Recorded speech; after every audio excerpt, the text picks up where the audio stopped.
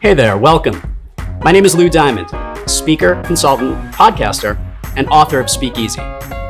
You know, in the original Speakeasies, it was real important to stay very quiet, so the police couldn't hear where your clandestine special nightclub was. Well, here, at this Speakeasy, we encourage conversations. You see, I believe that every connection begins with a great conversation.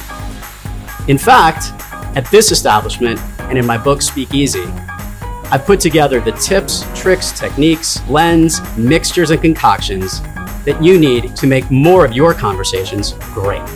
Whether you're a professional looking to grow your business, a leader looking to connect to your people, or an individual looking to grow your own personal connections, the lessons you'll learn in Speakeasy will help you connect, engage, and win in all of your conversations.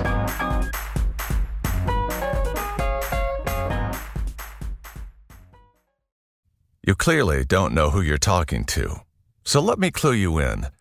I am not in danger, Skylar. I am the danger. A guy opens his door and gets shot, and you think that of me? No. I am the one who knocks. I am Lou Diamond. Would you like to learn from those that are taking their lives, their businesses, and their passions to the next level? Best-selling author of Speakeasy and master connector Lou Diamond is here to connect you to some of the most inspiring and amazing people on this planet. Get ready to thrive loud with Lou Diamond.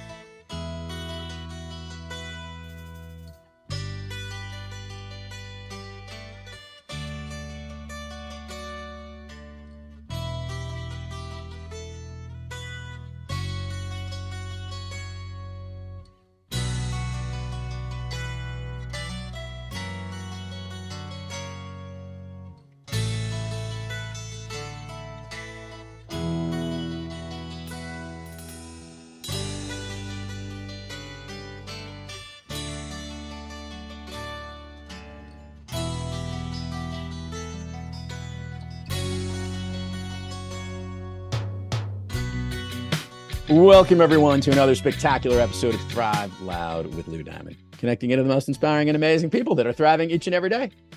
I'm your host, Lou Diamond, and today on Thrive Loud, we have an accomplished entrepreneur, noted thought leader, technology innovator, advisor to CEOs, boards of directors, and even the United States government.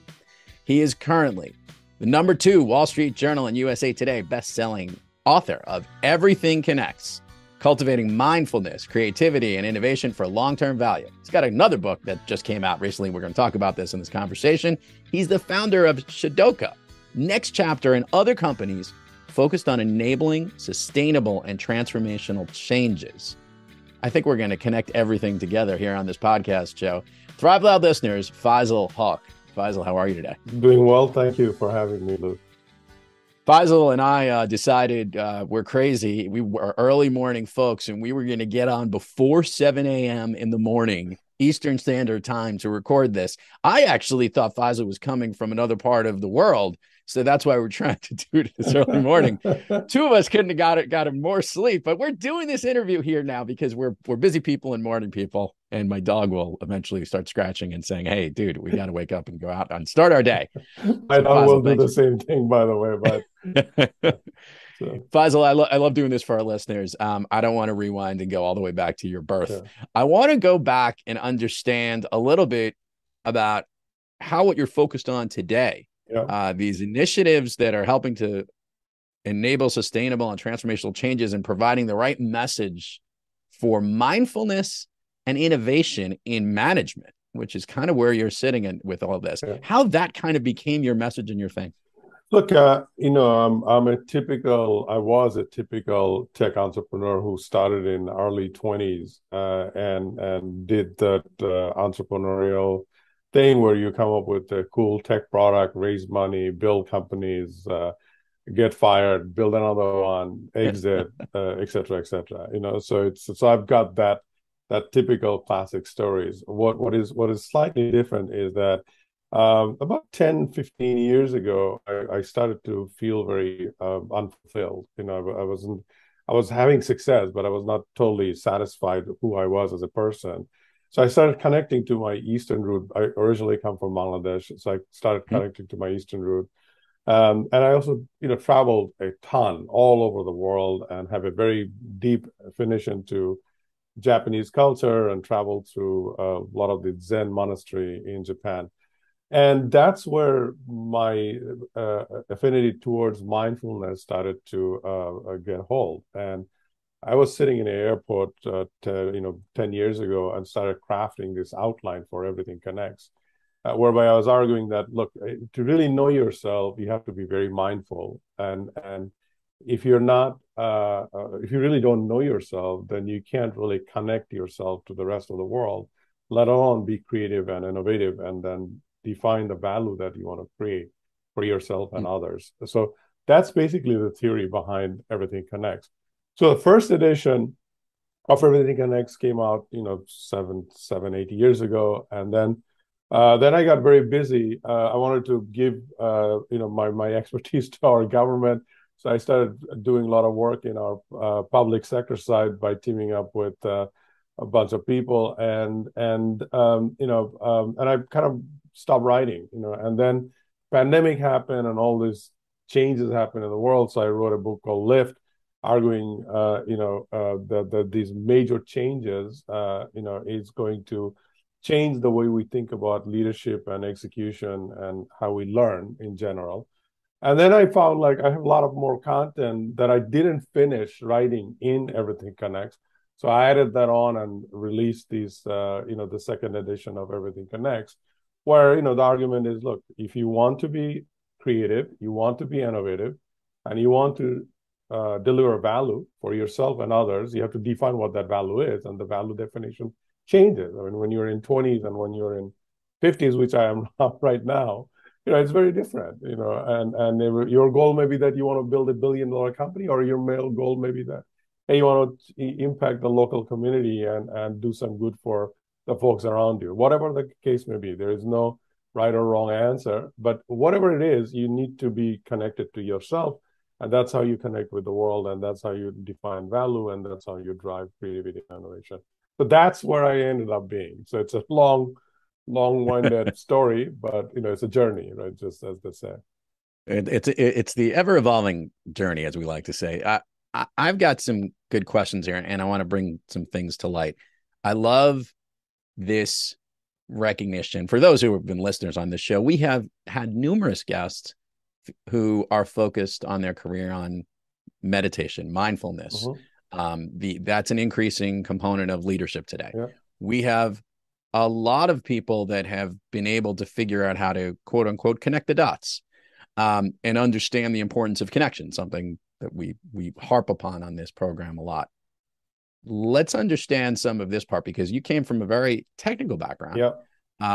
And this is what you're saying is very true. This evolution in how leaders lead has recognized that there's so much more than just get it done or do the work, yeah, or focus on the end product and the goals or the dollars.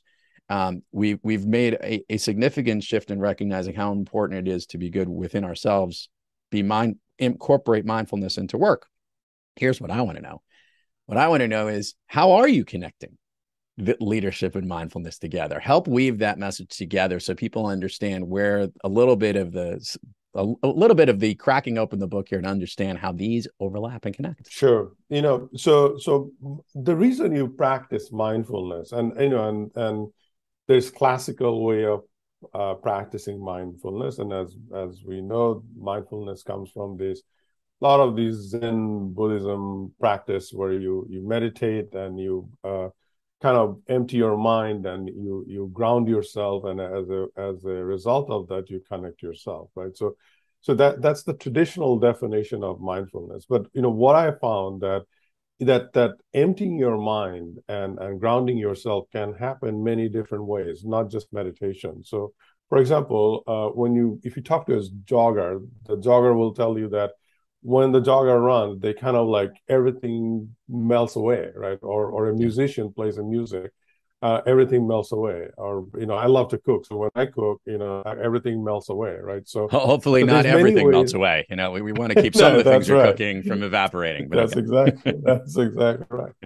And actually, the Zen monks, that I've talked to, this the two primary tasks that they do is sweeping and cooking, because that's their way of meditation, above and beyond just sitting and sitting on a meditation table. The beauty and the magic of all that is that it allows you to be utterly focused on whatever that you're doing and nothing else. And mundane tasks, when you get very good at focusing on mundane tasks, you get better at focusing on things that you don't want to do, and that creates a ritualistic habit. So the way it connects to the leadership and management is that when you are utterly aware of whatever you're doing. So right now, you and I are having this conversation. In my mind, there's no other important thing. I'm not thinking about anything else. This is conversation, the most important thing at this particular moment in time. So a leader, when they train themselves to do that, then they can focus on the people they are working with utter concentration, utter efforts, and utter intentions, right? So when you do that, that's when you create the empathy, the influence, and the connection between those two people and as a whole, as an organization. And you try to inspire people versus that traditional command and control leadership, which we know now very well that falls apart. That doesn't really work very well. Really interesting. I had this conversation with someone recently about the answers have always been there a long time ago. And I guess someone made a comment, you could blame Western civilization, right? For a lot of the faults in leadership and management techniques today. The ability, the speed at which we operate, and the growth is so rapid and so fast. And with technology and devices, it's arguable that we weren't adept to handle all of the things that we do at once between our ears. And it turns out that an activity that was done for thousands of years in Eastern cultures or across the world was actually the right way to think about how to be every day, let alone just think about how to operate in business. And it's rather ironic that it's taken that full cycle to get us back to recognizing the importance of this, so that we can maintain a better sense of balance, a better sense of your mindfulness and bringing things together. And this is a real challenge, because I'm thinking about the people that you work with, CEOs, boards of directors, the U.S. government, helping to distill this philosophy into cultures or companies or organizations or governments that have been operating a certain way for a real long time. Change is hard. Help our listeners understand how everything connects, can be distilled into these organizations and into the mindset of what people need to do. So that's a very complex and tough thing to do, as you can imagine, right? Because there is individual awareness, self-awareness to practice some of the things we were talking about, but then there is this systemic thing that needs to happen in organizations, so it becomes part of their culture, right? So one of the things so I'll give you a very basic cultural example that we can all relate regarding mindfulness in our organization. Let's say we are all sitting in a meeting, right? What do you see? You see people flipping their their smartphone, and somebody has their iPad, somebody has their laptop, and they're just all over the place, right? So you can start by saying, you're going to come to the meeting, and you're going to come to the meeting. And, and it's gotten a little tougher, to be honest with you, because you see this on so on the and they're doing etc. Right? So it's very difficult to establish that basic cultural element. So that's number one. Number two is that, leadership and culture doesn't really work if you don't put part of these practices as in a systemic way, right? So what does that mean? Well, that means that, you have to establish the behavior, the process, and automation in certain ways, that or control of automation that allows you to establish these cultural and processes, and yet do the right measurement that you need to do to see that you're really making progress. So one of the things I say, manage progress, not the people or the time. Mm-hmm. And it's important because when you manage progress, you're actually respecting and honoring and having a little bit of faith that people will do the right thing if you have the right culture and the right thinking from the leadership, right? So combination of this the practice of mindfulness and establishing a repeatable systemic process and culture, and the ability to measure the right things, kind of gets us there. But it takes a lot of practice and a lot of effort from everybody's that are involved. I mean, we've gone through some cycles, by the way, just a historical perspective, right? I mean, yeah, 60s and 70s, you said, that Western culture has kind of, gone through various cycles.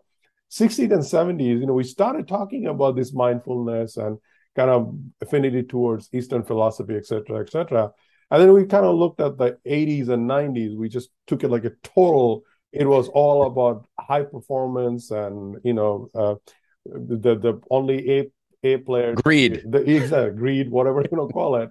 And then and I grew up in professionally, my first few jobs were, these high level corporations. I was in GE when Jack Welch was there. And it was very much of, you show up in the meeting with, these 4x4 charts, and it's all about numbers and this and that, and only A player and B player survives, and all the C players just kind of waste away.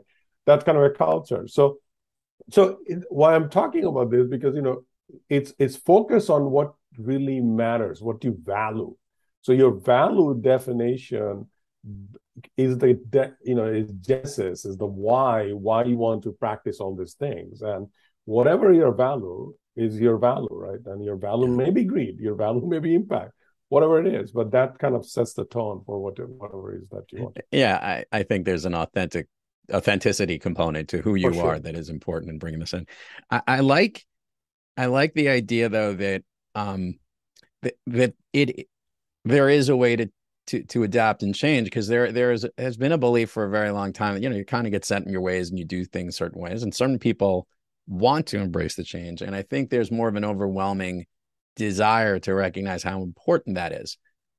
Let's talk about you for a second here, sure. Faisal, because this is a change. You obviously had been focused very much, as you said, towards typical tech innovation, developing companies, building stuff, and that is very process oriented and organized, and made a shift. Yeah. But not only made a shift from this messaging and way of thinking, you've even made a shift towards the types of businesses that you've now been focused on. I want to understand a little bit about SHADOKA and NextChapter and all these companies about enabling sustainable and transformational changes, what they're about, and maybe was there kind of an internal calling for you to focus on this more so than not? Absolutely. So, prior to SHADOKA, my work was 100% focused on these private sector corporation, and not just private sector corporations, the best of the best corporation, the biggest logos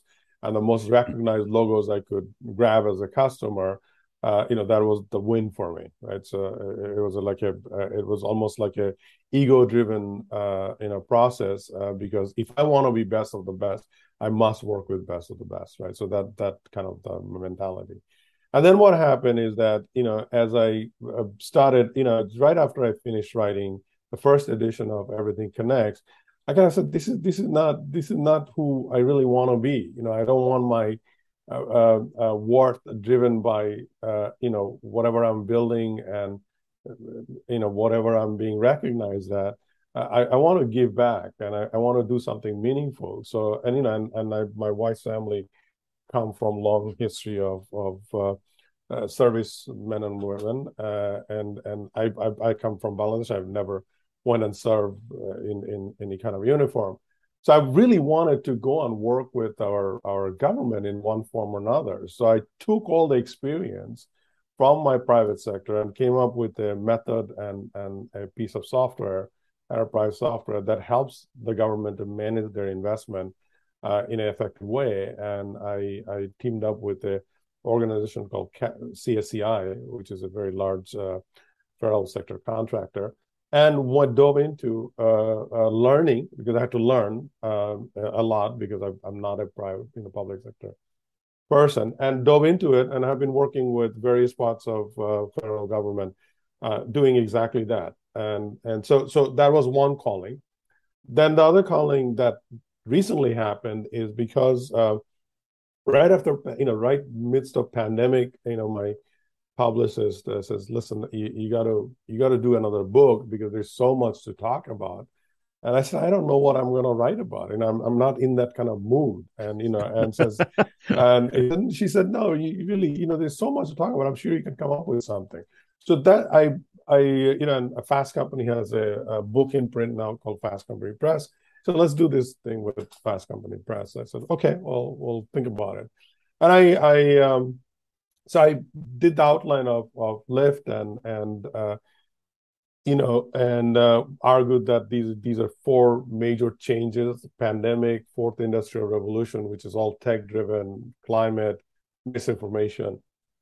So you have to think about leadership and execution very different ways. So talk about empathy-driven leadership and systemic thinking and experiential learning. That's the message of Lyft. And while I started writing this, my 19-year-old got diagnosed with a rare cancer. He's doing fine now, but so I almost didn't do the book. This is like 18, 19 months ago, and so that kind of trigger. You talk about change and personal motivation and shift. And I said, I really don't know what I do, because that's my only son, and I can't really focus on anything. And it's turned out that gave me a motivation to not just finish Lyft, but also this innate need to do something about it. So I set up NextChapter, where my goal has been, okay, I know all this stuff, so let me restart that, knowing all this stuff, and produce content and distribute it and get all the revenue that I can grab from it and put to good work in terms of charity for cancer research and provide food for the needy. So that's what's the why I created NextChapter. And NextChapter is 100% focused on collaborative research for learning these kind of stuff that we're talking about, and producing educational program whereby people can do self-learning and experiential learning. So we produced a kind of a documentary style learning course around Lyft. We're doing the same thing for Everything Connects, which will come out mid-October. And then we have another one coming early next year, another book and another set of content. So that's where I am, and it's a journey, as you say, and it's Let's double click on that just a little bit, and that is that maybe share with the listeners these books that you've created are the focus of the revenues for this, and the profits are going to these charities, correct? Yeah, that's correct. That's exactly correct. And it's I was always into providing the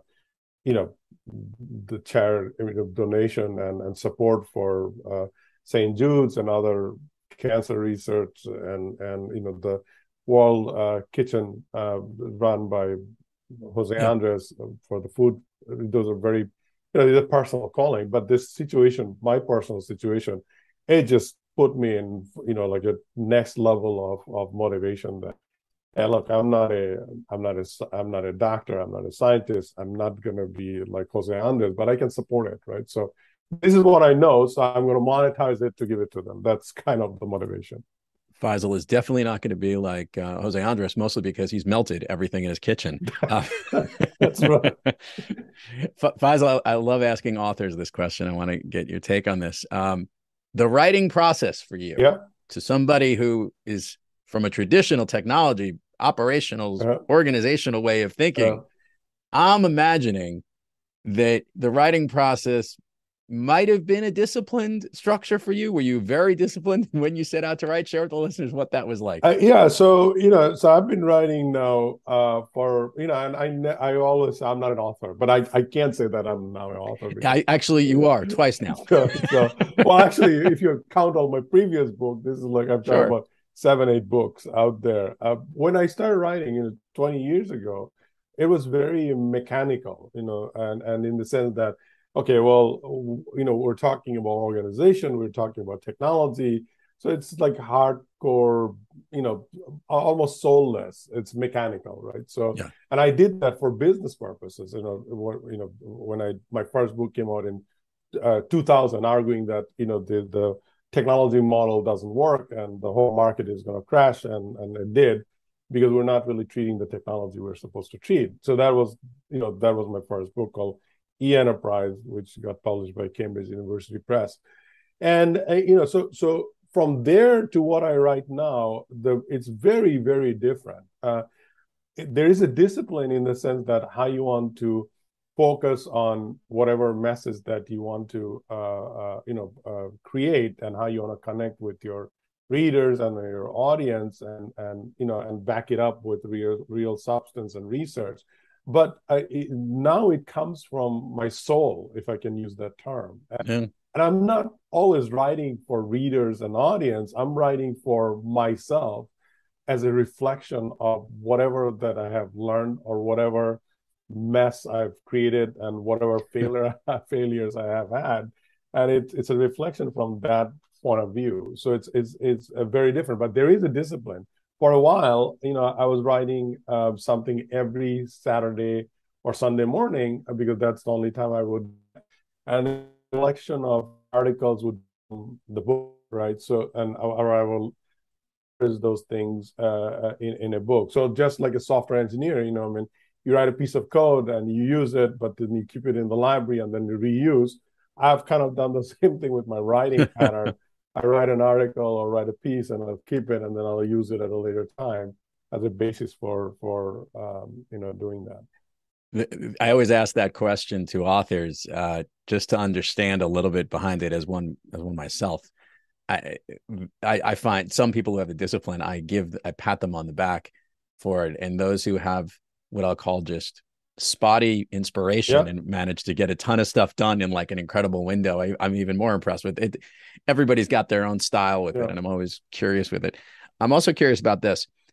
You've created obviously many books, but the two that we're talking about here, both in Lift and Everything Connects, gifts for the world. Messages to help people understand a different way of thinking, incorporating mindfulness, or incorporating how you can take things to the next level, which is why you're here on Thrive Loud, which is what we're all about. And what's challenging with that is obviously you've written something that's a gift for the reader. Somehow there's always a happy accident for authors when they write something, there ends up being a gift for themselves. Faisal, what was the gift for you in these two books that you put together? So I'm going to go back to actually what you just said right before this, when you're saying that you get this inspiration and you get this burst of energy and it makes you utterly productive. Oddly enough, I have found that adversity often creates that kind of, can create that genesis of inspiration and creativity and productivity. So for me, it was, this last year and a half has been because of my son's situation. And it motivated me to dive into this topic because we talked about pandemic. So collectively as a world, we suffered, right? And then you can debate how much, how little, all that stuff. But let's say we collectively suffered and we've gone through something traumatic. But everybody also gone through very individualistic adversity, one form or another. We always do, right? So that's kind of the nature of life, right? So the gift you talk about was that for myself was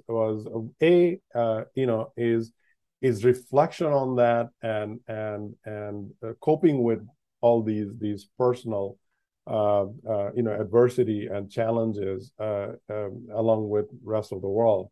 That was one, and reconnecting with what's really mattered to me in the form of documenting it, right? So that was personal gift.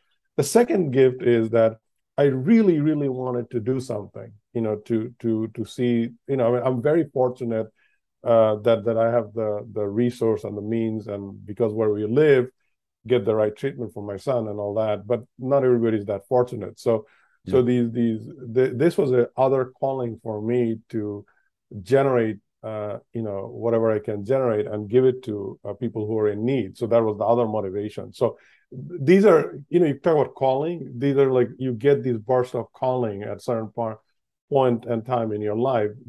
So last year and a half, I would say that probably has been my most creative and productive time, because I was doing all this midst of running my actual business, where I have customer, I have demand, I have people, I have teams, but it's very interesting, and then totally relate to this notion what you just said, that you get bursts of energy and bursts of motivation to do something that you didn't think you could actually do, but that's what happens. I love asking guests on the program this question. Faisal, look, you've been thriving in your career. You've taken a passion and personal concerns and channeled it into messages that are here to help the world, which is awesome, which is why you are thriving on most days. Yet we all have those days when we're not quite kicking on all cylinders and we're a little off our game. Faisal Hoque, when you have trouble thriving, what practice do you seek, or maybe which individual do you seek out to get yourself back on the thriving track? Listen, every morning I get up and purposefully remind myself how lucky I am, and utterly grateful for where I am, right? And even in my worst day, I force myself to be thankful for something, right? And so you talk about getting up. I mean, I would be honest with you. I mean, the last few years, during pandemic, post-pandemic, and then dealing with this situation with my son, it hasn't been always easy to get up and tackle with it when you see your child suffer, right? But I start with that, and I also I can't do this every day, but most days I do about 10-20 minutes of meditation outside. And that kind of grounds myself, right? Because it takes me back to my duties and responsibilities and why am I here, and my duty and responsibility is to myself, to my family, and my community, right? So it's a good reminder, and that gives a good motivation, at least for me, to do whatever that I need to do. But we all have down days, and we can't always be pumped. Very true. Let's do the admin part of the show. Faisal, share with the listeners all the places people can learn about you, your books, everything you've got. We will put it all in the show notes, social links, URLs, but it always gets more engagement when they hear it from you. Sure. Look, I mean, you can find the books anywhere books are sold, airports, Amazon, Barnes and Noble, online, wherever. And you can find me on LinkedIn. You can find me on Twitter. But most of these type of things are all hosted on my personal website, which is faisalhoque.com. And that's kind of like the grand central all thing Faisal, So, and then, I dabble as a cook. There's all kind of stuff that I write related to cooking because I find a spiritual connection from that. So there's stuff like that as well. And it's not always about, you talk about thriving. Thriving to me is spiritually thriving and then professionally thriving. So a lot of this stuff comes from that tenet. Like it. You ready to go down Fun Street with me here, Faisal? We've been having fun since the very Absolutely. beginning. It's a wonderful conversation. So can you share with the listeners maybe what is one of your all-time favorite movies that you love to maybe watch or rewatch? Yeah, and it's funny you say that. long time ago, I wrote a blog that 9 movies that more, that kind of has been life changing for me. So top of that list is Legend of Bagger Vance, and Oh, and oddly enough, I'm not a golfer, right? So and if you the Legend of Bagger Vance is about a golfer, in South, but it's caddy, which is Bagger Vance, and the character is really taken from Bhagavad Gita, which is a Hindu yeah. script for living and philosophy. So I love that movie because metaphorically, how it helps you to think about life and a journey and all the ups and downs and how you ground yourself. And there's a big mindfulness piece of it and ability to kind of point to your future and see the path. So I love that movie. It's a great movie. I used to do this bit when I would do a lot of workshops or even some of the keynotes I've given, and we talked about moving through fear into courage, and I would show that clip when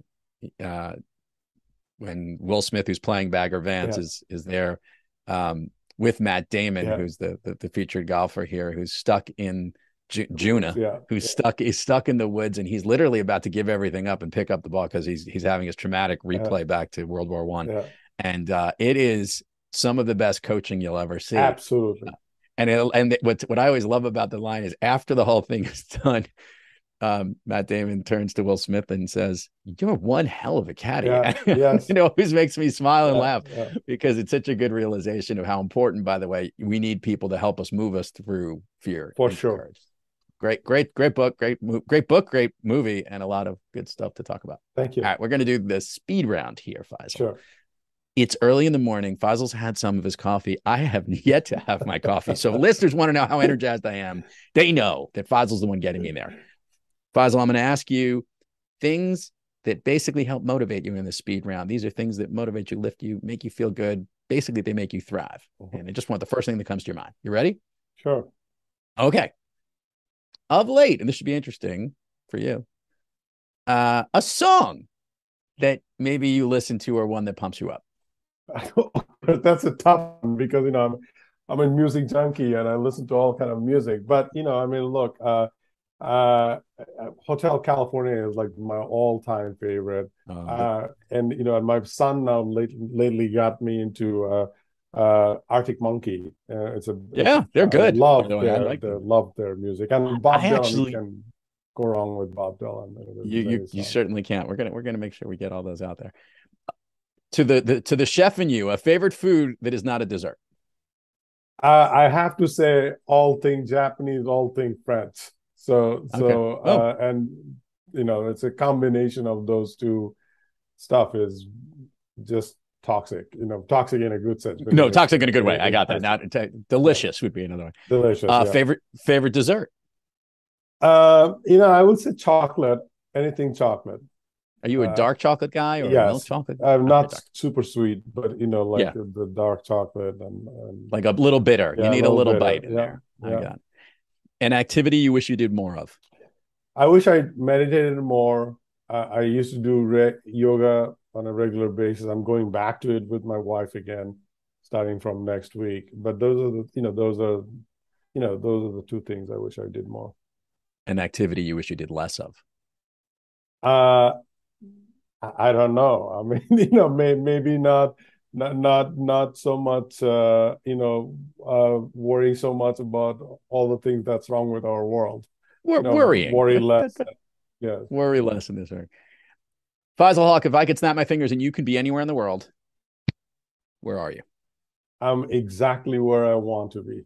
At home, next to my son and wife and my dog, and this is exactly where I want to be. Faisal Hoque, everything connects. Listeners, follow all the different links that we're going to have in the show notes. It's truly a pleasure to have you on the show. Thank you for the gifts you've given to the world. Thoughts and prayers for you and your family, your son.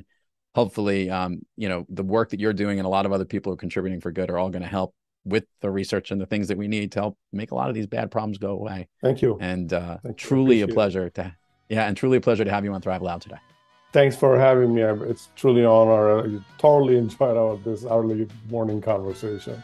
I know. We'll go have breakfast together next time. Next time we'll meet in a Hey, diner. we're not that far off. We should do that. No, we're not. Yeah. We're not. Listeners need to know, I thought he was in a totally different time zone. I said that in the beginning. I was like, maybe he's coming from Europe. I don't know. We'll do it early. Anyway, great to have you on. Thank you for being here. Thank you.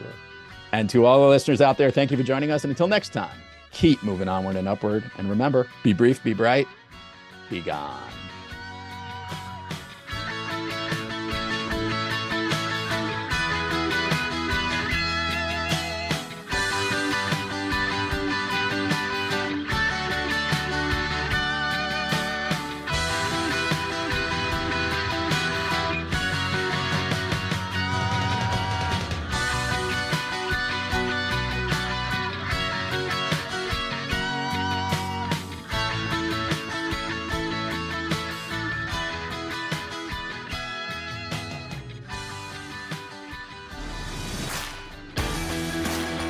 You've been listening to Thrive Loud with your host, Lou Diamond.